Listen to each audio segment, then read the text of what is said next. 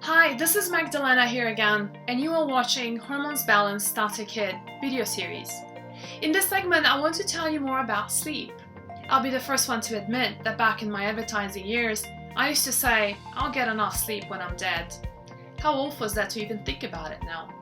In my experience today, sleep is the most underestimated tool for hormonal recovery and rebalancing.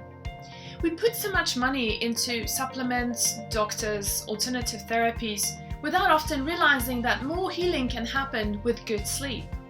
If you're not getting quality sleep, you're not alone in this. 74% of adults are chronically sleep deprived. So what is the big deal about sleep? Well, you probably intuitively know and realize how different you feel when you had a good night's sleep and wake up rested versus when you can't go to bed for hours or you get up exhausted and you need to drag yourself out of bed. Your whole day can unfold in a totally different way when you had your sleep versus when you don't sleep well. You show up differently, you look differently, your confidence is different, your enthusiasm, your thoughts are in place, you can articulate them properly, you remember things. You see, during sleep, this is when deep cell regeneration happens and healing occurs. Our energy gets restored. In deep sleep, we produce melatonin, which is an anti-inflammatory neurotransmitter and a sleep agent. Did you know that your liver detoxifies from 1 to 3 a.m.? If you're not asleep by 10:30 p.m., you will not give your body enough time to get into REM sleep for the liver to start the work. People with adrenal fatigue heal fastest with long and deep sleep. There'll be no supplement or herb that can be taken to restore your adrenals if your sleep is poor. Have you noticed how you crave sugar and processed carbohydrates after a night of poor sleep?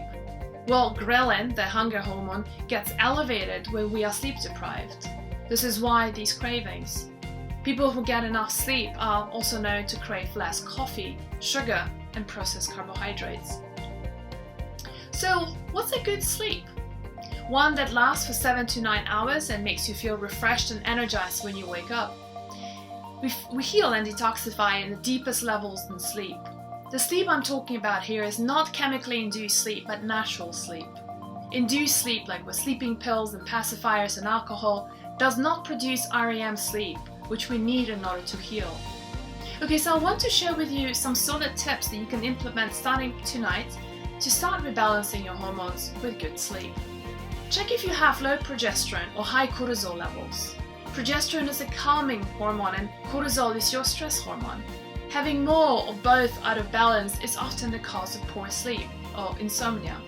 If you don't know if you have them, then you can do two things. Number one, you can go to hormonesbalance.com/quiz and take the quiz. It will tell you right away where you might be with your hormones.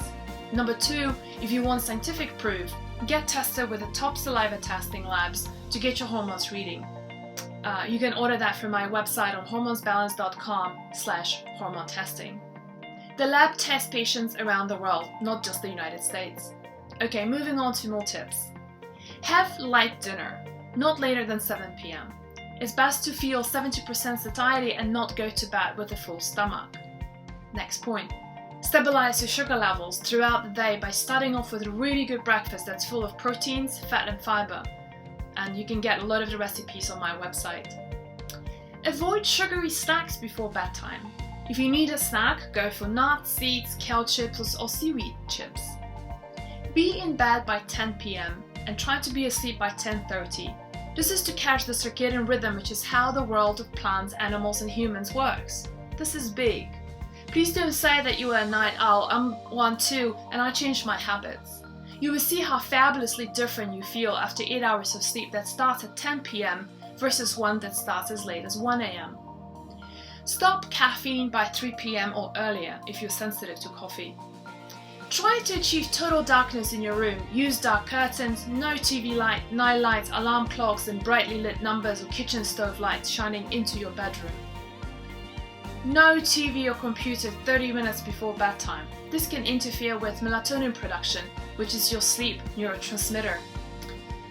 Well, another thing you can do is try Epsom salt baths like 2 times a week, or magnesium oil that you can apply on your skin. Magnesium is a big relaxer and can help you fall asleep and stay asleep. If you have racing thoughts about things that you need to get done this week and tomorrow, write them down. It's a great way to offload stress and will make you feel so much lighter. If all of the above fail, try magnesium calm before bedtime. As a last resort, try melatonin or 5-HTP. I say last resort because our body gets complacent in producing our own melatonin. That's not what we want in the long term, right? I hope you found this video helpful and picked up a few ideas to try tonight. Remember, this is not about perfection and getting it all done. It's about one step at a time, one small change at a time. Wishing you sweet dreams tonight.